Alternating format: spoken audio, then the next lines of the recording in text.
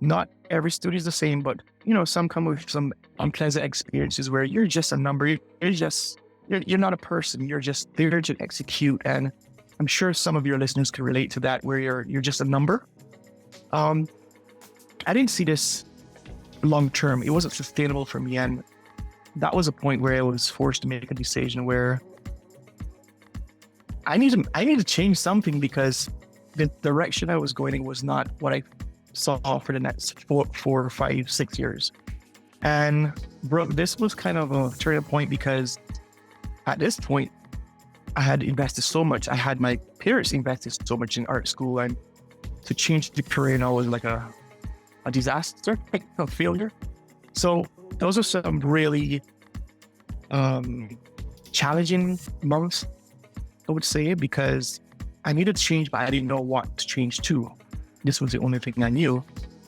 Hello, and welcome to The Art of Lost and Found, a podcast that explores the creative relationship between our inner and outer worlds. It's a creative exploration through stories, insights, resources, and tools to help you intentionally design your life and work. I'm your host, Brooke Eston, also known as the Creative Amplifier. I'm part strategist, part designer, part coach, and part artist. And I'm dedicated to helping fellow creatives bridge the gaps between those big dreams and practical realities. Now let's get into it. Have you ever imagined a room upside down while wooden horses rode up and down in a carousel of a fan? Have you ever created an army of valiant soldiers who launched small coconuts as hand grenades, pierced their enemies with papaya branches, and sailed stormy seas on the mighty ship of a cherry tree? Most of us give up on this childlike imagination when we become adults. But this is what allowed Phil Ashley to create animations and illustrations that made people curious. I have had the pleasure of meeting Phil Lashley through the Brand Builders Group network that I'm a part of. I'm a personal brand strategist there, and one of my clients, Jessie Terranova, connected me to Phil Ashley. And what a wonderful connection it was. In our first meeting, where it was just a get to know you meeting, we had scheduled about 30 minutes. We talked for over 2 hours. And the only reason we stopped is because we both had other meetings. Phil is an incredible creative hero. When I say hero, I don't mean the person who saves the day. I mean hero as in the hero's journey. Phil was born and raised in Barbados, and he made his way to the United States to pursue his dream of being a motion graphic designer. And boy, did he ever. He made it all the way to Hollywood. He's had the honor of having his insights and work featured by influential personal brands like The Drew Barrymore Show, global keynote speakers like Norah Jones, Scott Williams, and Grammy Award winner Chantel Miller. He's also worked with big-time authors. He's worked on major films in Hollywood. He has, quote unquote, made it, or so he thought. Phil shares his story in today's episode about how he made it to the top of his imagination possibilities when he was working in Hollywood.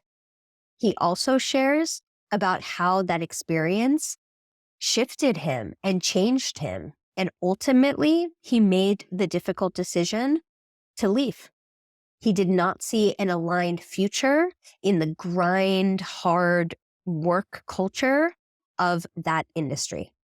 So Phil has stepped out on his own with the help and support of Brand Builders Group to define his own way. Now he helps translate thought leader ideas, so people who are speakers or authors or course creators. He helps them to visualize, translate, and expand their ideas using the power of motion graphics. So step on in to this week's episode with Phil Lashley. Welcome to the Art of Lost and Found podcast, Phil. It's such a pleasure to have you. Thank you. Thanks you. Thanks. I'm grateful to be here. Thanks for inviting me. Such a pleasure. So you and I had the privilege of recently getting to know each other. And on our first call ever, which was supposed to be 20 or 30 minutes, something turned into like 2 hours. It was a good chat, and I wasn't conscious of the time either. It was a good connection. I'm thrilled that we are able to have this time to go into your story of being a creative person and a creative professional, and how that process unfolded and is unfolding and continues to evolve. Yes. Yeah. So for people who are not familiar with you, haven't heard of your work or your story before, can you give us a little bit of context? Who are you? What do you do? And what do you focus on these days? Who is Phil Lashley? Well, my name is Phil, and I am at heart a motion graphics designer / art director. There's a lot of things, a lot of other roles that I play under the umbrella. And because I am using motion design in a little unconventional way, I end up, learning a lot more skills than just say, hey, I'm a motion graphics designer. So I'll take you back a little bit of how I kind of stumbled upon this path. Essentially, as a boy growing up in Barbados, I was always curious about commercials. How do they make commercials? The concepts, the thinking behind everything. And because we got TV pretty late as a child in Barbados, I have 3 brothers. We grew up in, I would say, a middle income family. We thought we were poor, which is a funny thing, a running joke right now, because we didn't have a lot of stuff. We didn't have a lot of toys. Nothing was, in our minds, in abundance. But this turned into a blessing, because we were kind of encouraged or forced to create our own worlds as little boys. We spent a lot of time by our grandparents, and they had my grandmom, granddad. They had a farm where everything was on the outdoors, and we created our worlds in the gardens. We played with branches, coconut. I mean, we use our imagination to create our worlds. And when we did have toys, we would take the toys outside and create even more worlds. So the absence of TV kind of grew our imagination at a young age. And with that curiosity that was started then, as a teenager, I was always fascinated by the commercials that I mentioned. And it was only until I got some insights from the Art Institute. They were in Barbados kind of recruiting people. And yes, I drank the whole Kool-Aid thing. I was sold on the vision. Hey, if you want to know how the magic is made behind the scenes, you need to come and do this course with us. And I had pretty much a year or so to convince my parents and close family friends, hey, I need some money. I need to do this. I just had a call into cheap. Man, listen, I'm sure your listeners have some idea of ridiculous, but anyway, it was my only option really at that time. There wasn't a YouTube with tutorials and stuff like that, and books in depth with the secrets of this stuff I was trying to get into. So with that background, I miraculously was able to afford the first semester. Let's start there. My dad at the time, he quit his job and he got this opportunity to do freelance. So this entrepreneurial nature, I guess I learned from him, where he was a tutor doing private stuff. And that kind of allowed me to continue art school one semester at a time, not knowing which one would be my last. It was like a catalyst to, keep showing up, keep hustling. I volunteered for internships when they were offered. I got to know the studios in the local area of South Florida and just volunteered for free. I was just this hunger was just there. And I think that served me well um, to this day. Right after school, I finished school and I got an opportunity to work in California, this Southern California area, in a variety of studios, a movie trailer house, a visual effects house, and a motion design studio. And this was the dream of every art student, right? My peers couldn't believe it. Like, how did that happen? And I was kind of like the least likely for that to happen too in my class. But anyway, I embraced it, and something happened where what I thought was the dream, it turned into sort of a nightmare. Um, just the time served me well. I really was glad to be experienced, but I quickly found out that just the lifestyle, the hustle, not every studio is the same, but some come with some unpleasant experiences where you're just a number. You're not a person. You're just there to execute. And I'm sure some of your listeners can relate to that, where you're just a number. I didn't see this long term. It wasn't sustainable for me, and that was a point where I was forced to make a decision where I need to change something, because the direction I was going in was not what I saw for the next 4, 5, 6 years. And Brooke, this was kind of a turning point, because at this point I had invested so much. I had my parents invested so much in art school, and to change the career now was like a disaster, like a failure. So those are some really challenging months, I would say, because I needed to change, but I didn't know what to change to. This was the only thing I knew. That's a very common, I think, situation that a lot of creatives find themselves in, is they know what isn't working. And I imagine it's especially difficult once you've hit that goal, right? Like, that is the dream, to work in Hollywood, to work with these, all of the people that you had imagined yourself being.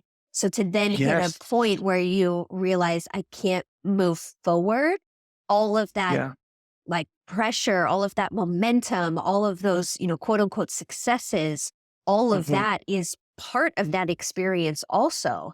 And I think a lot of creatives, myself included, have gotten to that point where you realize, I can't go forward, but I don't have another plan. Like, do I go left? Do I go right? Do I go back? Do I go up? Like, what's the move? Yeah. And I mean, it was glamorous. I don't want to take anything away from the experience of working in Hollywood. I mean, at the time, Shrek, Pirates of the Caribbean, these films were, I got to work on some of these projects, right? And for a portfolio it's the dream. Yeah. There was one time I even got to talk to Peter Jackson, director of Lord of the Rings. There was an instance where I was the junior guy who was up at night, one night when he called the studio. No one was there. It was me and a security guard.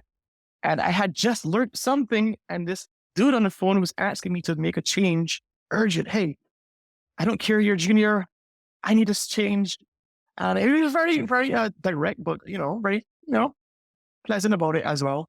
And I did it. And I mean, the next morning, I got a round of applause from the team and everything. And I felt great in the moment. But just looking at what my peers were going through on the weekend, and, the lack of time for their families and stuff like that, it became really clear, this is not me.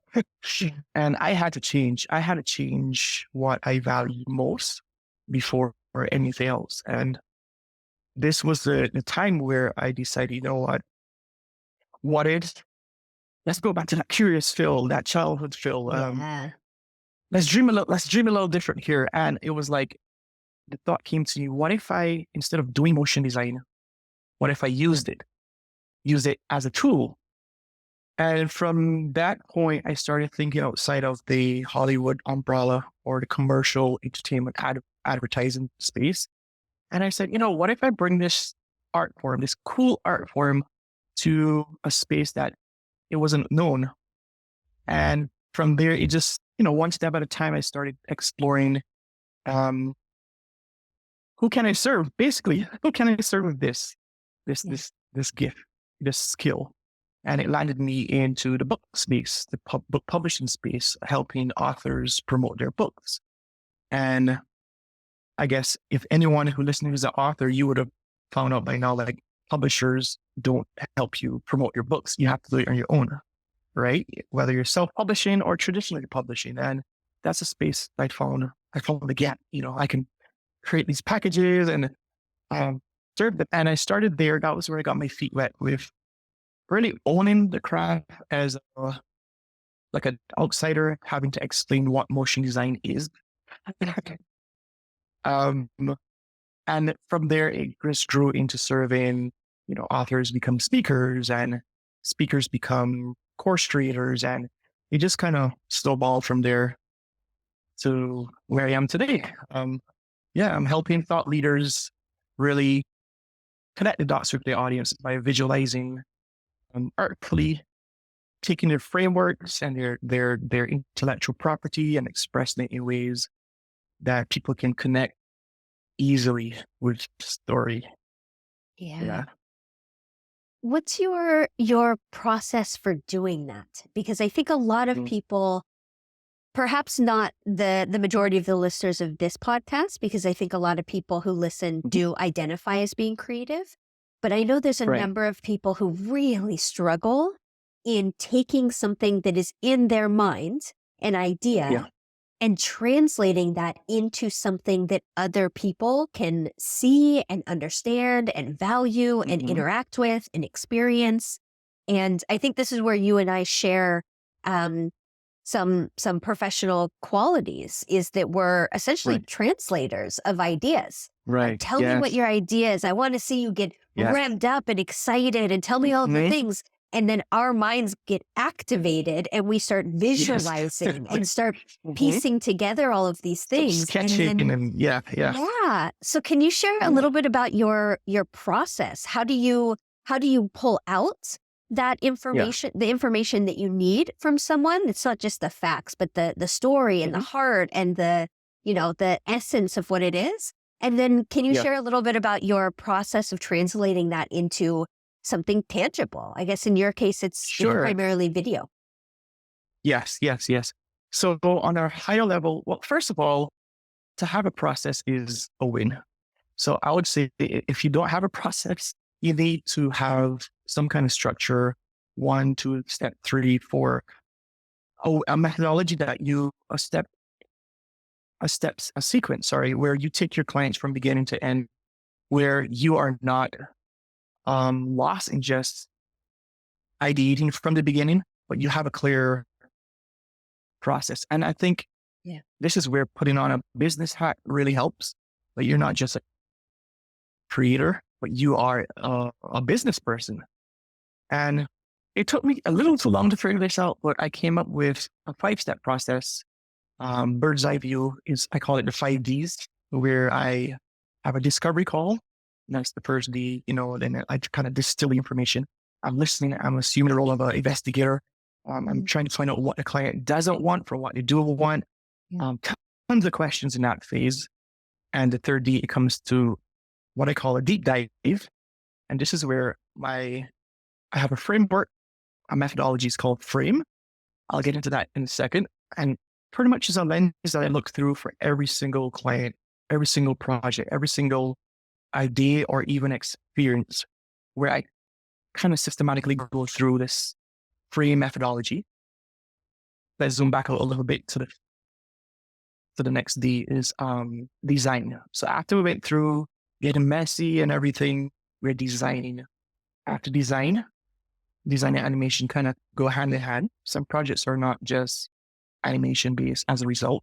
It's not just a video. Some things it's just beautiful illustrations, right? The last D is just deliberate. That's where we choose the formats that the client really connects with. So that's the 5 Ds is my process. And to go a little deeper into that deep dive section, this is the middle of the timeline for us. Frame is essentially, it sounds fancy and everything, but literally I just reverse engineered what my most successful clients experience were like for Yeah. the last 10, 15 years. And I realized, you know what? I'm really focused on the heart and the soul of a project, the feelings. So the F for frame, F is feelings. Like what feelings do you want your project, your experience, the users, what feelings do you want them to experience, right? We go into that a little bit. The R is for a relatable concept. Is there a familiar concept, a visual analogy, or something that my clients' audiences resonate with, right? Because I'm helping them connect with their audience. Remember that, right? Yeah. So is there a relatable story? Is there a relatable concept? Something really simple that they can connect with. Let's go further. A is for the aesthetic. FRA. A is the aesthetic. Is like, what should this look like?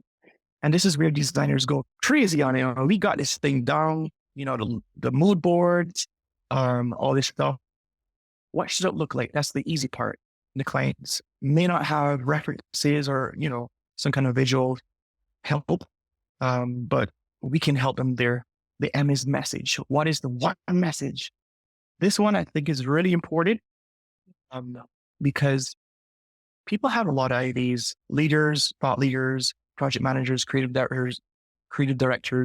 They have a bunch of ideas, and sometimes myself included, we get lost. But ask yourself, what's the one message you want your audience, your viewers, your people? What is the one thing you want them to take away? That kind of clarifies, even at the pre-production phase of any project, it really brings everybody, streamline. Okay, this is what we're seeing here, right? Yeah. And the E, last but not least, in the frame methodology is expression. How else can you express this idea? So usually, I think 9 out of 10 times the client they know they want a video, or they know they want maybe a beautiful storyboard, a customer journey map or something. But the E in expression allows my clients and I to have this dialogue of how else can you express what you're trying to do? It may not just be a video. It may be something tangible like posters for your wall. It might be some magnets, some kind of giveaway, merch or something to make the idea more sticky.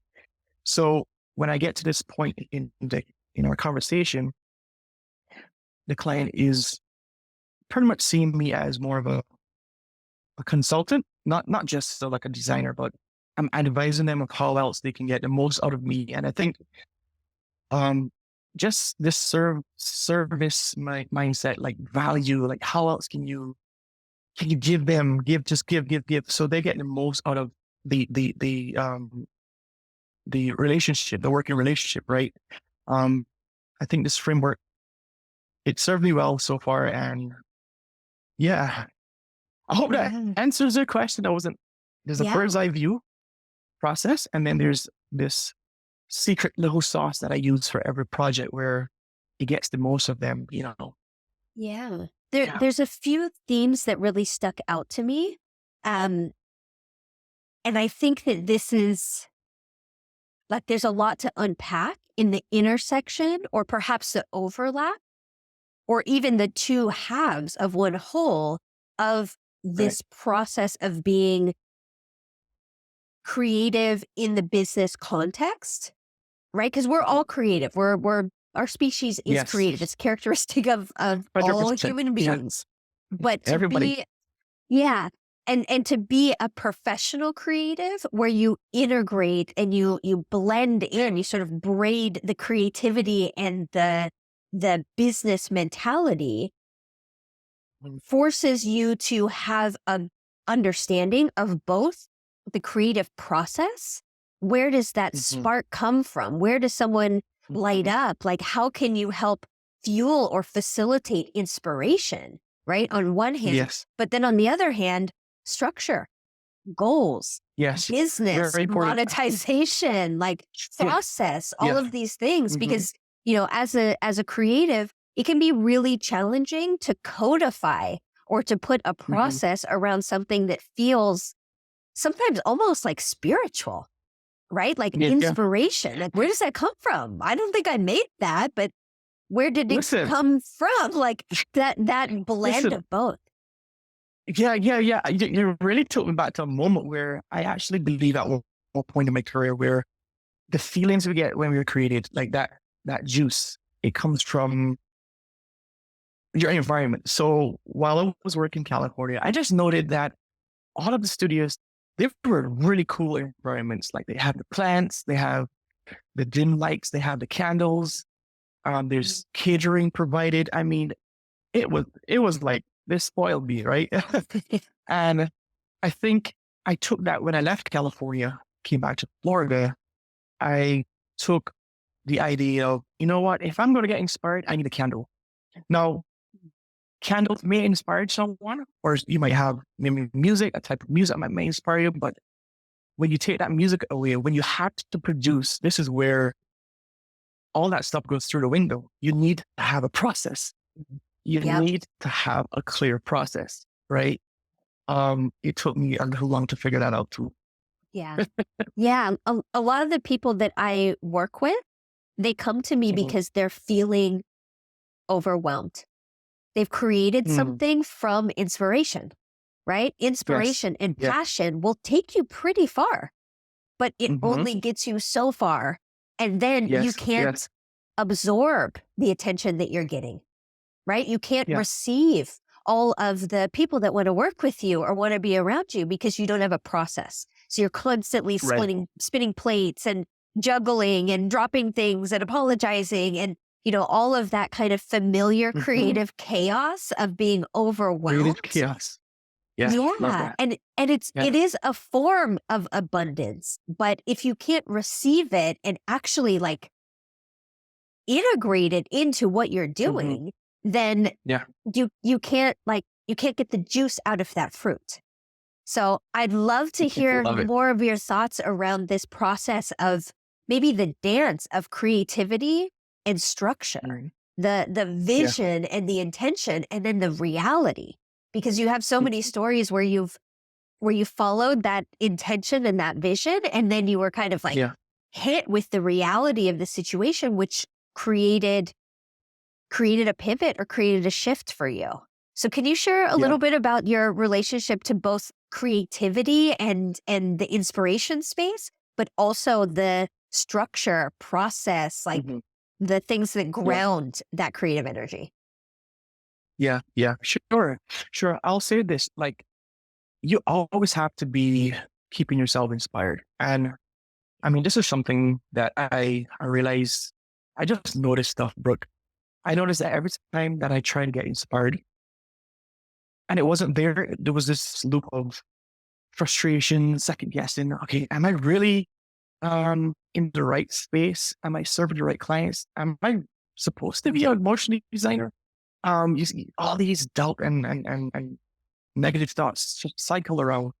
And I think until I discovered the idea of always being inspired, like instead of just waiting to be inspired in the moment, what if I keep being inspired? And what that looked like was the novel idea of collecting ideas.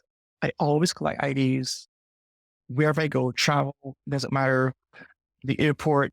I have a folder on my phone, and they categorize as just random ideas, this.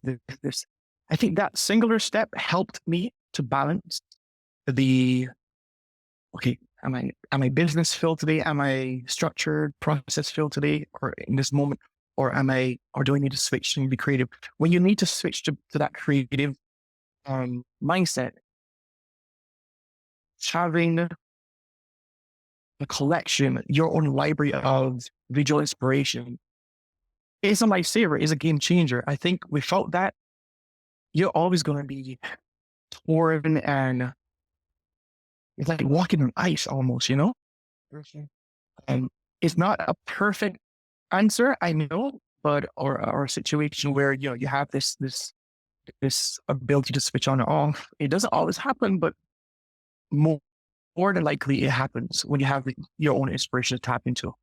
So being this collector of ideas, consistently looking and seeking and being curious, I think I keep saying the word curious and imagination because those two things are really, I think, are like the foundation of not just my life, but anyone who I look up to that is really, um, I don't want to say successful, but, or I don't want to say they have made it because, this journey is up and down, but Yeah. when they look like they have the stuff together and they're producing excellent work and they're really serving their clients well, it's because they know how to tap into that self that has been always curious, always collecting the ideas, that library. Yeah. Yeah. So when you need to be business, that's, you have your systems, your processes, your frameworks, but when you need to be creative, you tap into what you already have developing and cultivating. Yeah. Yeah. I want to go deeper into this concept of curiosity because I think Sure. that's the thread to pull pretty much always. Like if you're unsure, if you're feeling insecure, if you're, in this place that I kind of metaphorically just call the swamp. It's that place that like it's Yeah. dark and it like Mm. it's sticky and it feels scary and you don't really Mm. even remember what the like fresh light, grass, everything Yeah. because you're like It's like in the gunk of very good it. visual. Yeah. And a lot of people can relate to that. And in my experience, pretty much everyone I've talked to has been in that place at one point or Right. another. Yes. What I try to encourage people to do when they're in that space is Mhm. get curious, explore that curiosity. Because there's so much Yeah. out there about like, find your passion, find your purpose. Like if you only just Mm. knew your dharma or whatever, like you'd be fine. You just move forward.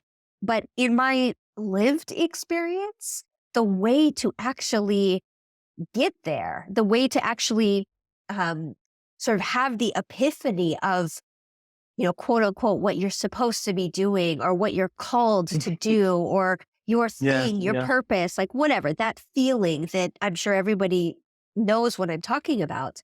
In order to discover that, you have to get curious and follow that curiosity one step at a time.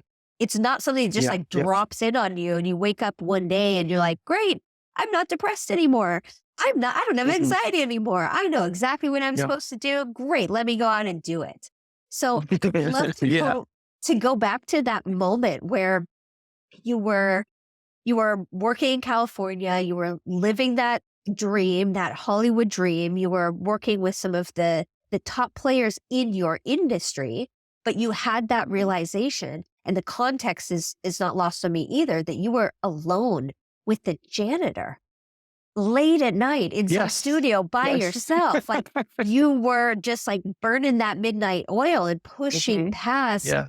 most people's, reasonable limitations of what like a healthy, Yeah. balanced life would look like. You were, Yeah. I'm glad you caught that. Yes. Yes. yeah, you were in that extreme place. So I imagine, and you can confirm this or let me know what's true. But I imagine that it Mhm. probably wasn't much later after that point that you had that Yeah. realization of I need to make a shift. Yeah. So if we could go back to that moment in your story and help us understand, like, how did you follow your curiosities? How did you make different decisions that gave you a different perspective that led you to the work that you're doing now?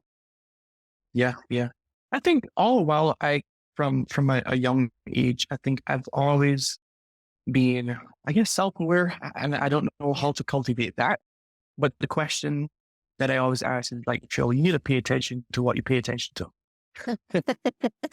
Pay attention to what you pay attention to. And I mean, if you talk to any psychologist, they would ask this series of questions. So, how are you feeling? Why are you feeling that way? And go like, it's like a series of whys. For me, I take the approach of, okay, yes, this feels good to be praised, get the praise from a team because I did this, I kind of rescued the team when no one was there. But they didn't know the reason I was there was because I'm not very quick to grasp concepts. So when I was a child, I would always be the one to be last in class. And I'm a visual learner, right? And I didn't know that. But just understanding things, I take a long time to practice. So that night I was there in the studio. I was trying to rehearse what I was taught by a producer that day. So the next day I could be, out with the group.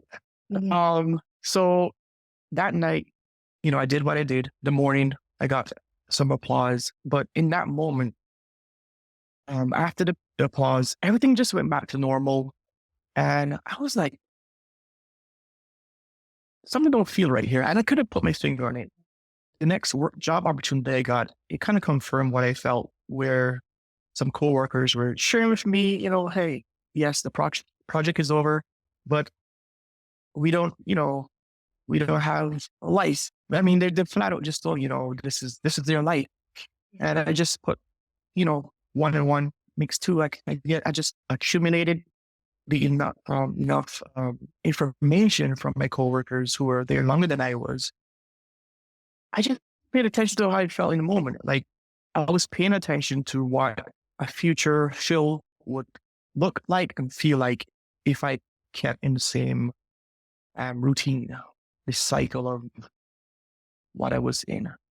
And from there, it just became clear. When you actually pay attention to what is getting your attention, I think you could either ignore it, which you can only do that for so long, or you make a change, And I think this is where, I guess, some bravery comes in, because even if you don't know the next step, you have to make a change, but you start to ask questions and get professional help, or ask your friends, hey, what are my strengths? What do you think I'm good at? Just these basic questions, what do you think is my zone of genius? Yeah. What do you think is my zone of genius? Has been a really, really good question that I've asked, the people around me. I have asked my parents. It's kind of awkward asking that question, but you'll be amazed at the answers you get. And those little sprinkles of responses kind of usher you in the right direction, And that last part you said about that exercise around identifying what's in your genius zone, I've done that, and that was a game changer for me. I did an online course from a woman named Marie Forleo. She has a digital course called B School. So I've gone through B School, and one of the exercises early on in B School was to reach out to your peers, your friends, your family, basically your people, and ask them a series of questions that's leading to this. And it's this, how do you see me in this way? Like, what do you think my top strengths are? And just getting that perspective from other people. When I did that, I remember thinking, I think I know what my strengths are. I have a pretty good sense. And I sent it out to people, and it was incredible that almost everybody said the same thing, but in a different way. But they were alluding to the same thing. And that thing was not the thing that I was thinking of. Exactly. Yeah. And it shifted everything. Yes. There is a fine line between people's external perceptions and that being helpful for you or that being harmful for you. So right now in particular, I'm speaking about the close inner circle, right? You were talking about your friends, your parents, like the people that you trust, that you feel safe with and that really know you. But something that I've been thinking about a lot recently is my relationship with social media. And I'd love from your perspective to understand, how do you think about the information that you're getting externally, whether that's other people's opinions or ideas or judgments or even celebrations, and your sense of who you are and what matters and what's meaningful to you internally? Yeah. So I think the people who are closer to you, they would have known you and your parents even better. They know you even in a different way, right? Versus someone who is maybe your colleagues at work or something, a little the outer circle. They know you, but they know a version of you. And I think I held it lightly. Like before I asked my mom, hey, what do you think my zone of genius is? Like, what are my biggest strengths? I think I phrased it like that. And before I got an answer, a response, I made it in my mind. I'm just collecting data. And I don't know how I thought of this idea, but to your point, most of the people that I have asked this question to came out with almost the same answer. Yeah. And because they were close to me, it carried more weight. Now, social media or external, like, the outer circle friends, they carry less weight, right? Yeah. And I think there's something there. I'm not a psychologist, but I think there's this connection where someone who knows you can speak into you more. Yeah. But even in that, I think because we all evolve as people, we are always changing. I think you have to balance. You have a solid sense of self, navigating that with these ideas or opinions. It's a delicate dance, and I don't know how I've navigated it. But what I do know is that having the similar answer from so many people, the high percentage of answers were the same. I took note of it, and I dug a little deeper. Like, is this true? Like, am I really good with talking to people? Because I have been shy. I've been like, even this podcast. 3 years ago, you would have asked me if I would be on a podcast. No, no, Brooke. Really? Yeah, no. I've always been the backseat. I've always been behind the camera, quite comfortably. The second in charge, like the leader who is behind. Yeah. So that's a little bit deeper of, I know myself. So when I hear people saying, okay, you're really good at talking to people, you make people feel at ease, I kind of dismissed it at first. Empathy, all these words kept coming back to the forefront when I asked my friends. And you're a good listener. I said, okay, I don't connect with any of those things, but they all come into me. So just take note of it. I would say just log it and let it sit and brew. Eventually, I did a personality assessment. Actually, I did several of them. There's one from Sally Hodge, calling her name wrong. I'm so sorry. But she has this assessment called the fascination assessment. And it is fascinating. And she's of the opinion that, everybody has this fascination point with them. You just need to know what it is. Everybody's fascinating. You just need to know how do you fascinate people when you step into a room and use it to your advantage. So I did it, and it confirmed again more of what my inner circles, my family had said. So there's something there for your audience to take away if you're listening. I mean, if you don't have your parents with you, that's okay.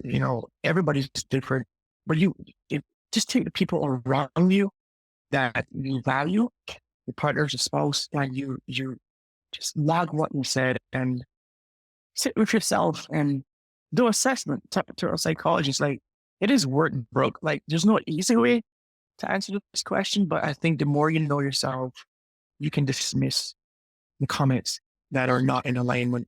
You're steadfast, and social media and all these things, you're not shaking. You're there. You know who you are. You know what your purpose is, and you can move forward with confidence. Yeah. Yeah. I love that. So can you give us a little bit of a sense of how your life looks now? Because you were, Barbados, and then Florida, and then California, and now we haven't even mentioned, since we started recording, that you are recording this from Oaxaca, Mexico.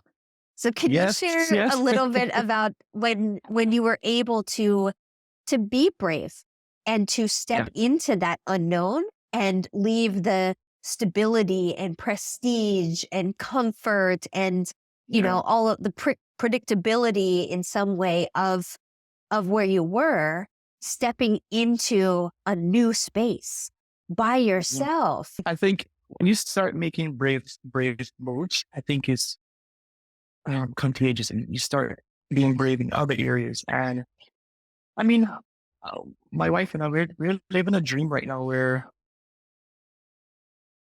we're traveling and we're doing long-term stays in different countries. And I think all this is a result of where it started, where I decided I'm not comfortable with where my life is at. I'm not comfortable where it's headed. Let me just serve a different space. And this snowball effect happened where we are brave. Like, we don't even speak Spanish that well. And we are so immersed in this country and in the culture. We're not staying in the typical tourist areas. So I think getting comfortable with being uncomfortable is something that is coming more and more easy. I mentioned my fear of speaking in public is becoming more and more natural. Right now, I'm getting opportunities to do coaching, private coaching, one-on-one coaching. This is completely new for me. I just got an opportunity to speak to a creative team, a high-performing team. And I'm at the time of this party, I'm preparing what I'm going to say and just developing and honing my story to share with them. Like, this is completely new, and I think I'm doing all these new things, getting stretched while building a business, which is also completely new. By any means, I'm still learning a lot about business. I have a personal coach that is, I have a monthly check-in and everything like that. I have a therapist. So like these things are all over the place, but the through line and everything is just allowing myself to be uncomfortable for the purpose of growing and becoming a better version of myself. I think to have a keen sense of time, how short time is, that's also a catalyst for me. Like, I'm very aware, every time I talk to my mom, she's sharing, she's in Barbados. She's sharing, oh, such and such, such and such, oh, they passed away. And it's like very sobering hearing people that were, I guess, young adults when I was a child, they're now older and they're moving on, they're passing to the next life.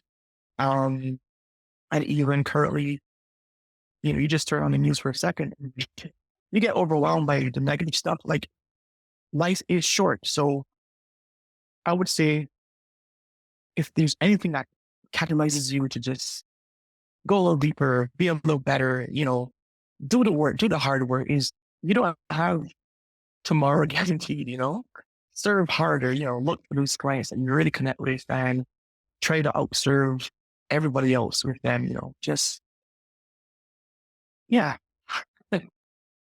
That's where I'm at right now, and I think my wife said it yesterday where, man, you're not chasing money for sure. And I know, yes, I need a lot of money on the table. I'm chasing more purpose. That's where I'm at right now.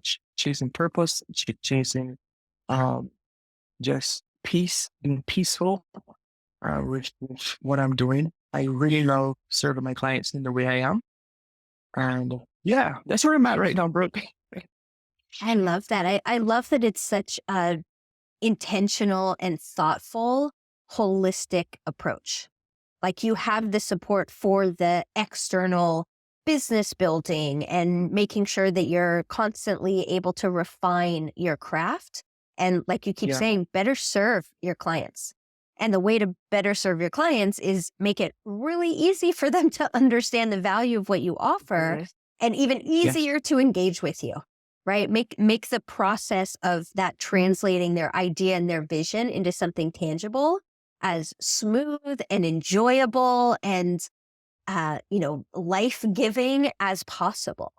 And I think you being able to put your money towards that type of development, the professional development, but also the internal personal development, right? The therapist, the traveling, the allowing Oh, for yourself sure. to be uncomfortable is incredibly revealing about who you are inside and what changes or personal evolutions you want to then invest in. So I'm so pleased, and it just makes me like, I don't know, I feel like my heart expands when I hear that type of stuff Yeah. around Yeah. that, like such intentional life design in a way that Mm. it supports your health, your well-being, your relationships, your ability to allow yourself to feel the fullness of your vitality, right? To Yeah. get that Yeah. inspiration and that, that high, but then also to Yeah. allow yourself to rest and to allow yourself Yes. to be able to recover and reset. And so many of us live in this culture of extremes, right? Extreme work or Mhm. extremely lost. Like there's Yeah. nothing Yeah. in between. And I named this podcast The Art of Lost and Found because that is the journey. There is no like, I've made this joke multiple times. Like this podcast is not called The Art of Arrival, right? Like you don't Right. just, Right. you get there and you're done. Like life is ongoing. It's an infinite game, right? Yeah. It's like You'll health. Like how do be in you, ills and yeah. yeah. And like, Yeah. your health and your well-being, like you don't get there and then stop. Exactly. Exactly. Yeah. I think something you said, I don't want to let it go by. It's not like I have arrived, Yeah. that's just, I want to make it absolutely clear. Like last year around this time, I thought I had arrived. December of last year, I realized that, what, I'm not really sleeping. My blood pressure's up. I have high cholesterol, all these things, for my age, my doctor's like, bro, you need to get a hold of it. Uh, And I thought I had it right. I created a business. It was, profitable, but I had to make the hard decision of putting that business or main income earner to rest. And that was a low for me, This was just 4 months ago. So I want to give reviewers a realistic view of, this, what you just said. I'm just echoing what you just said. Is managing and maintaining, there's ups and downs, the highs and lows, and being aware of where you are, I think is really, really important. How you feel, paying attention to what you pay attention to. You're not getting at least 7 hours of sleep. I know that's a controversial subject, the grind mindset, but it's not good for your body. Like regardless of who you are, what age you are, you have to make a change. And I made that change. You know what? Yes, I'm traveling now. It's a little uncomfortable not knowing the native language. I had to order bottled water, pumping water from a thing. And it was a little frustrating trying to explain myself when the cell phone signal is low. You can't use Google Translate. You look like a fool. You don't know the language, but I'm getting more sleep. I'm appreciating culture. I'm supporting another local economy. So there's this, it's mainstream. And I think when you see like you make a decision of what is important. I think that's where it starts, I think that's where it starts. Yeah. That's, Yeah. that's a similar direction that I've moved in also, from just like this pure business space and pure producing. It's all about the deliverables. It's all about the outcome. It's all about shipping the thing, right? Like the human doingness. And over the last several years, I've had my own experiences, and I've witnessed a lot of people close to me having these experiences of burnout or breakdown or identity crisis or existential crisis, like that kind of stuff that happens when your system is frazzled. So I also made that pivot more into the coaching space, where we set the foundation of, what do you want your life to feel like? Like, how do you want to feel? What's important to you? Yeah. And then we investigate and we get curious about, okay, well, if you want to feel free, how do you feel free now? What makes you feel free now? Tell me the story of the last time you felt free. What were you Yeah. doing? Yes. Who were you Oh my gosh, with? that's a good question. But getting to that point where you're able to release and then rebuild, that Yeah. for me is the art of lost and found. And that never Wow. ends. As far as I Yeah. can tell, that never ends. It just looks It's just different. It it's just like a looks spiral different. up. Yeah. Wow. Something I'm hearing too that is coming through to me is I do not. There's so much more. We are so much more than our job title. Yeah.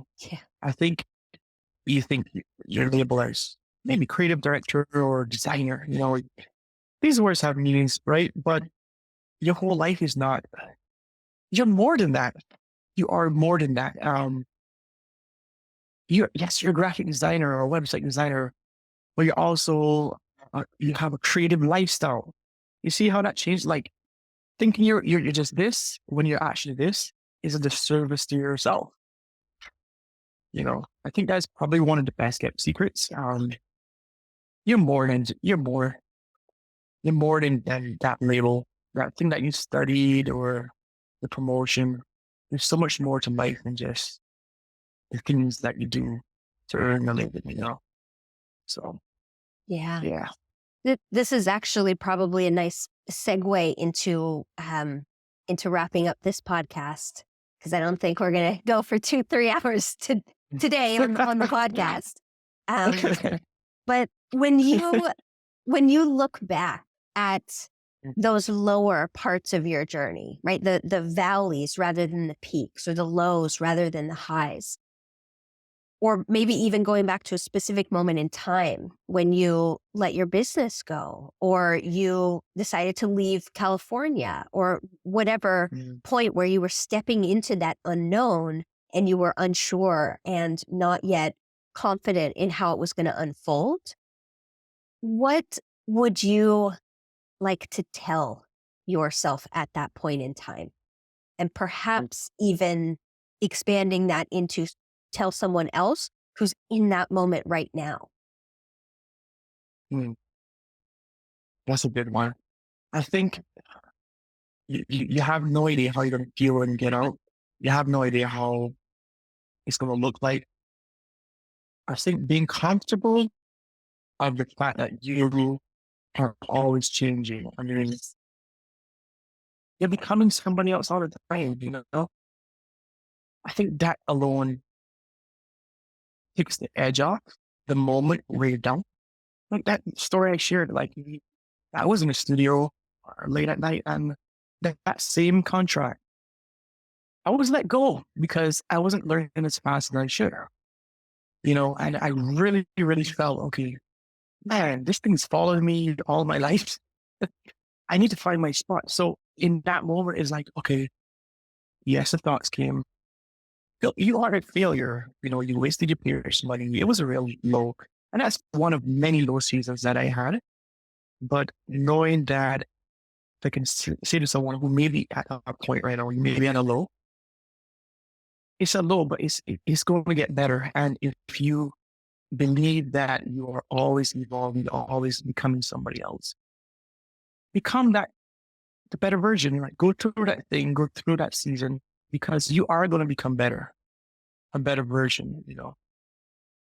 That's what I would say.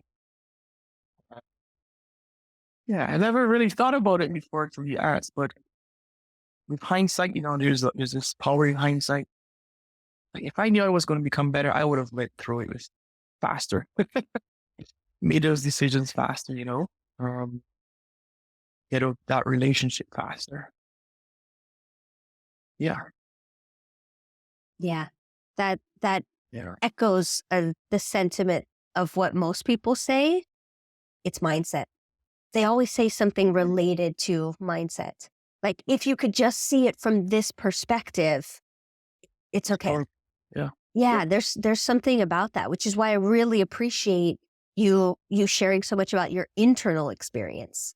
We're so used to talking about our external accomplishments and, the things that happen, this human doingness. But I think what's more lasting and more powerful is actually our human beingness. It's this internal experience that we have, because that's what's driving how we show up in the world, or how we don't show up in the world. And we don't. this is Wow. this is something I'm unpacking, particularly around social media, because Mm-hmm. there's something there around not showing up. And so Yeah. going deep inside ourselves and being able to adjust our internal compass is essential in being able to physically step in the right direction, right? If you don't know where your true north is, then you're always going to feel lost. No matter what you're doing, no matter how successful you get, you're going to have this feeling of dissonance. I really appreciate this conversation because it feels really balanced between the internal and the external, with placing even more emphasis on the internal because that's what's guiding the external. Yeah. Absolutely. Absolutely. What you're making me realize too is that if you have that North Star, like you said, and you're going through the ups and the downs, when you're down, I think we should reframe how we see those rough times, because those are pretty much hero moments too. I think if we think of them like hero moments as much as, the highs, it changes everything. It changes the whole narrative, I think. You're still going in a dark direction, or even if you're unclear of the direction, that low or those valleys are still shaping you, you know? Wow. It's a strong visual there, Brooke. Saved it Love for it. the end. But one more piece is for people who felt a kingship and connection and resonance of the things that you shared today. Where can people follow you, stay in touch with you, work with you? Where would you like us to send people who want to learn more? Yeah, my full name is Phil Lashley. PhilLashley.com is a pretty good place to go. I am on Instagram and LinkedIn as well. But PhilLashley.com is kind of like where I send people to get a little bit more of how I'm using motion design, art direction, visual storytelling, all the words. There's a clear, way to navigate through the website to see, okay, oh, so that's what you're doing. Yes, that's what I'm doing. I would say my website. Yeah. Great. And I can say your website is very impressive. And I'm a web designer. So when I first went on your website, I was like, oh, this guy's for real. This guy's the real deal. Thank you so much, Brooke. Appreciate Yeah. it. Thank you so much for your time today. I really appreciate it. Thank you so much for listening to today's episode of the Art of Lost and Found podcast. I hope that you are feeling inspired and empowered to go forth and explore your curiosity and creativity. As always, if you want any more information about any of our guests or the show notes or anything we discussed on today's episode, you can head over to www.brookeston.com/podcast. Thank you so much, and looking forward to seeing you in the next episode.